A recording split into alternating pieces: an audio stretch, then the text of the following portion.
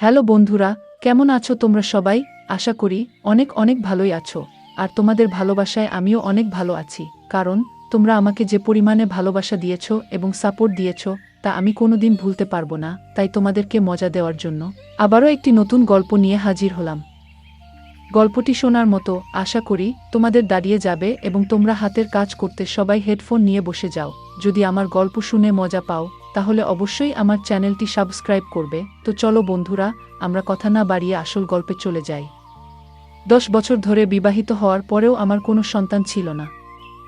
আমার স্বামী যখন অন্য শহরে যেতেন তখন আমার স্বামীর বড় ভাই বলতো, বৌদি, এটা একটা অন্যরকম লাড্ডু, 7 দিন ধরে এটি খেলে দাদা আসার সাথে সাথেই তুমি মা হয়ে যাবে।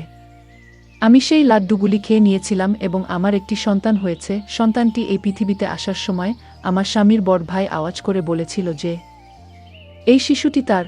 আর যখন টেস্ট করা হয় তখন যেন আমার পায়ের তলা থেকে মাটি বেরিয়ে আসে, কারণ ওই শিশুটি আমার আসলে কি নাম।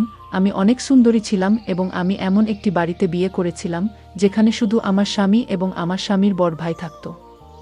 আমার শ্বশুর বাইরের একটি শহরে ছিলেন। এরা অনেক ধনী ছিল, আমার শাশুড়িও ছিল না। আগে আমি অনেক খুশি ছিলাম যে এই বাড়িতে কোনো শাশুড়ি নেই, আমার স্বামীর কোনো বোন নেই। কিন্তু আমি বুঝতে পেরেছিলাম যে এখানে বসবাস করা অনেক কঠিন, কারণ এই বাড়িটা ছিল শুধুই ছেলেদের ঘর। আর আমি তাই কাউকে মনের কোনো কথাই বলতে পারতাম না। আমার স্বামীও অনেক সিরিয়াস ছিল। আমার বাবা মাও আমাকে বিয়ে দেওয়ার পরে এই দেশ ছেড়ে চলে গেল, কারণ তারা এখানে এসেছিল শুধুমাত্র আমাকে বিয়ে দেওয়ার জন্য। আমরা আগে বিদেশে থাকতাম। আমার বাবা মা চেয়েছিল আমি পাকিস্তানে থাকি, যাতে আমি এখানকার মাটির কাছাকাছি থাকতে পারি। আমি গরিব তো হয়ে গিয়েছিলাম, কিন্তু অনেক চিন্তিত ছিলাম। এই সমস্যার কারণে তখনও পর্যন্ত আমার সন্তান হয়নি। ডাক্তাররা বলতো, আপনার শরীরে ভিটামিনের অভাব, কারণ আপনি দুঃখী থাকেন সবসময়। আপনার পরিবেশ পরিবর্তন করুন, কোথাও থেকে ঘুরে আসুন, এমন কাজ করুন যা আপনাকে খুশি করবে। কিন্তু আমার স্বামী এমন একটা কাজ করত যে একদিনের জন্য সে ছুটি নিতে পারত না।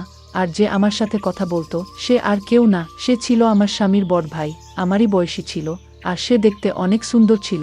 আমার স্বামীর তুলনায় সে একজন ভালো মানুষও ছিল।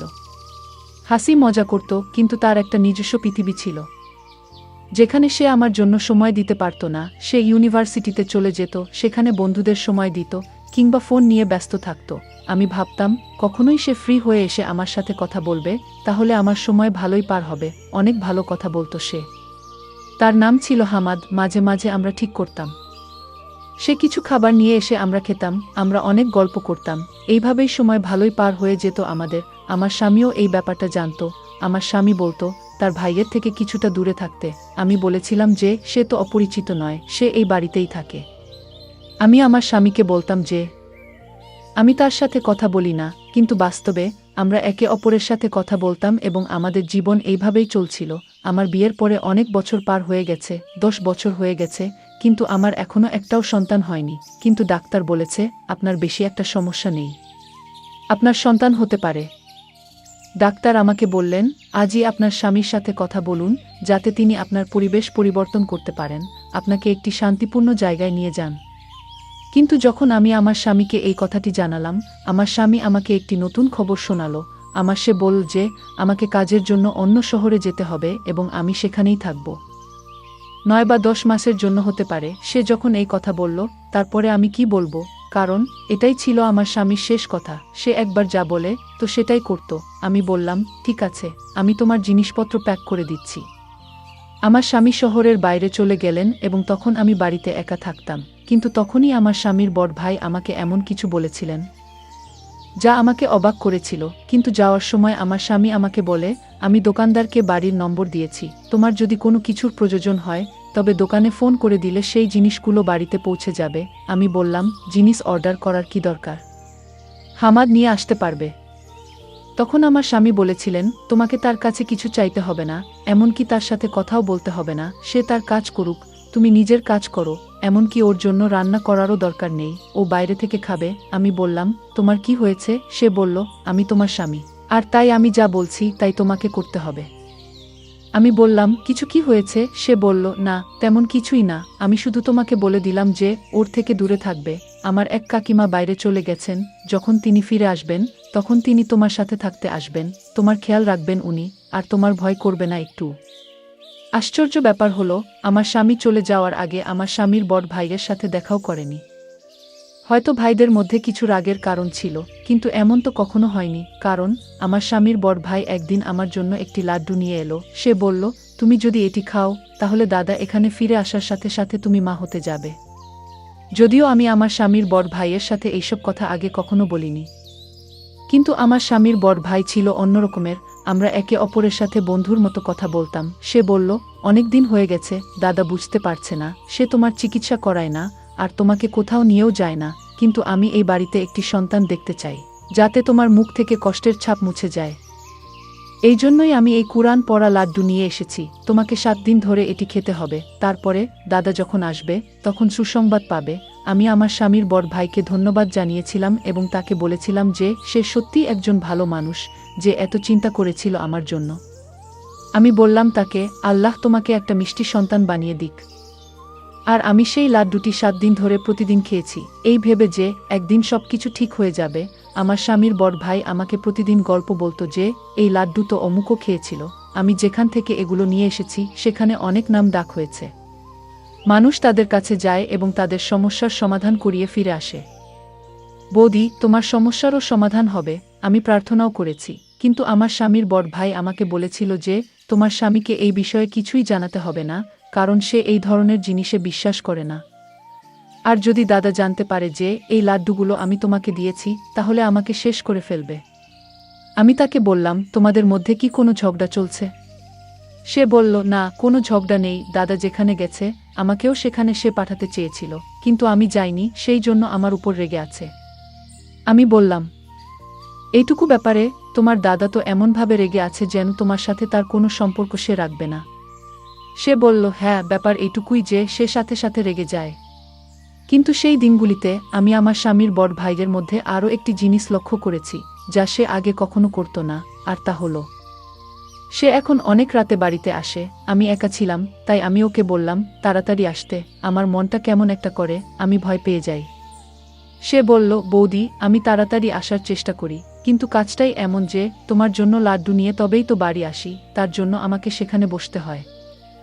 7 দিন ধরে আমি সেই লাড্ডু খেয়েছি, আর অজুহাত দেখিয়ে আমি আমার স্বামীকে এখানে ডেকে নিয়েছি। ওকে বললাম যে তুমি এখানে চলে এসো, তোমার সাথে আমার জরুরি কাজ আছে, আর আমার মনও ভালো নেই, কারণ আমি একা। স্বামী বলল, ঠিক আছে, তাহলে আমি তোমাকে আমার সাথে নিয়ে আসব, কারণ আমার এখানে অনেক কাজ আছে।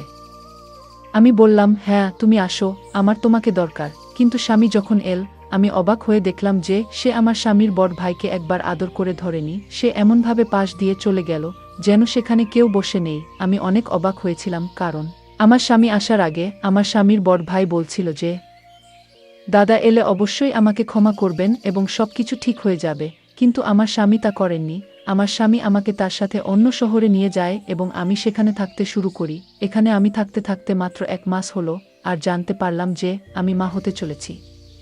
এটা যেন শেষ পর্যায়ে কোনো মানুষ জীবন ফিরে পাচ্ছে। বিয়ের 1 বছর পরে এমন খবর পাওয়া ছোট কথা নয়। অনেক খুশি হলাম, কিন্তু আমার স্বামীর বড় ভাইয়ের দেওয়া লাড্ডুর কথাটা বলিনি, শুধু বললাম সন্তান না হওয়া পর্যন্ত আমরা একই বিছানায় থাকব।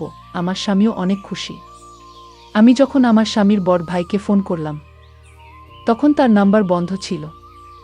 আমি বাড়ির ফোন নাম্বারে কল করলে কাজের লোকটা ফোনটা তুলে বলল ছোট ভাই বাসায় নেই আর ওর ফোনটা হারিয়ে গেছে।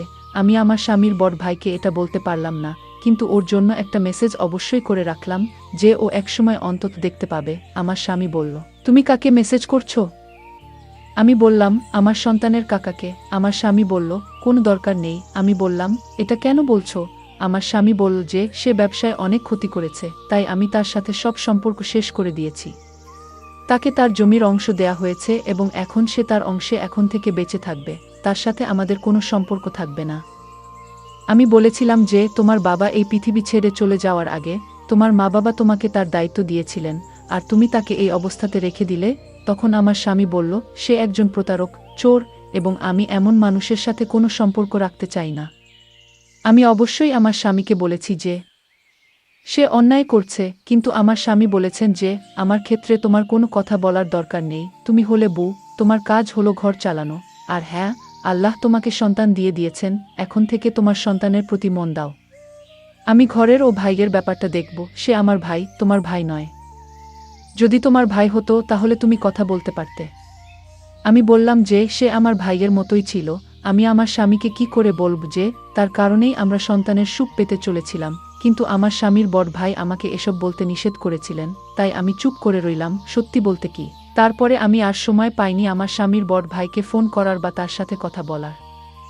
প্রথমত, আমার স্বামী এটা বারণ করত, এবং দ্বিতীয়ত, আমি আমার সন্তানকে কেনাকাটায় এবং খুশিতে এতটাই ব্যস্ত ছিলাম যে আমি কারো কথা ভাবিনি। তারপরে আল্লাহ আমাকে একটি সুন্দর ছোট ছেলে দিলেন, তাকে পেয়ে আমি অনেক খুশি হয়েছিলাম। আমি দিনরাত যেন তাকে নিয়ে ব্যস্ত থাকতাম। ছেলের যখন 2 মাস বয়স, তখন আমি আমার স্বামীকে বলেছিলাম যে এইবার আমরা বাড়ি ফিরে যাব, কারণ আমি এই ফ্ল্যাটে তোমাকে আর এই সন্তানকে নিয়ে আর থাকতে চাই না, এইবার আমাদের বাড়িতে থাকব। আমার স্বামী বলল যে বাড়িটা এখনো আমার, অবশ্যই আমরা সেখানে যাব। আর আমার ভাই এলে তাকে সেই বাড়িতে তার ভাগের যত টাকা হয় তত টাকা দিয়ে দেব। আমি বললাম, যা খুশি করো, কিন্তু এবার আমি ঘরে যাব।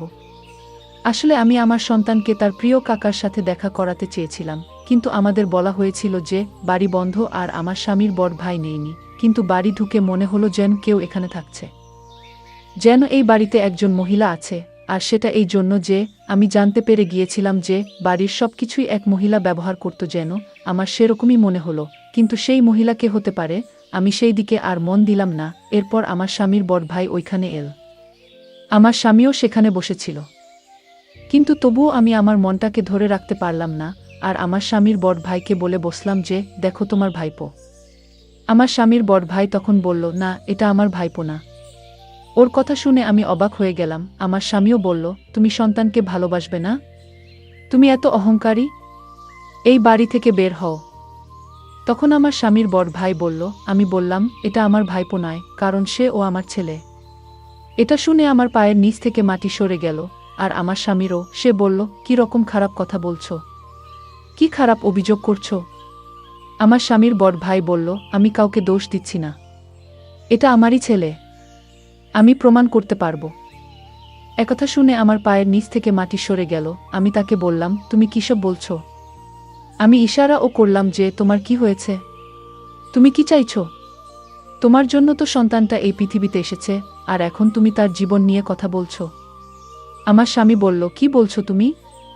কি হয়েছিল? আমি যখন এখানে ছিলাম না তখন কি হয়েছিল? আমি আমার স্বামীকে সব খুলে বলেছিলাম। এমন কিছু হয়নি, আমি মাত্র 7 দিন তার আনা লাড্ডু খেয়েছি, তারপরেই আমাদের সন্তান এই পৃথিবীতে এসেছে।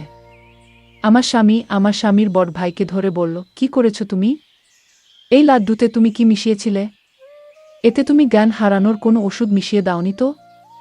আমার এখানে না থাকার সুযোগ নিয়ে কোনো এমন খারাপ কাজ করনি তো তুমি? আমার স্বামী অন্যরকম কথা বলছিল, কিন্তু আমি তো শুনে লজ্জায় শেষ হয়ে যাচ্ছিলাম প্রায়। যাকে আমি ভাইয়ের মতো ভেবেছিলাম, আমার ভাই হিসেবে দেখেছিলাম, সে যদি সত্যি আমার সাথে এমন কিছু করে থাকে, তাহলে তো আমার জীবনটাই নষ্ট হয়ে গেল। আমার মনটা যেন কেমন করছে। আমার স্বামীর বড় ভাই বলল, এটা আমার সন্তান, আমি ওকে চিরকাল তোমার কাছে থাকতে দেব না। সে বলল, তুমি পরীক্ষা করে নাও।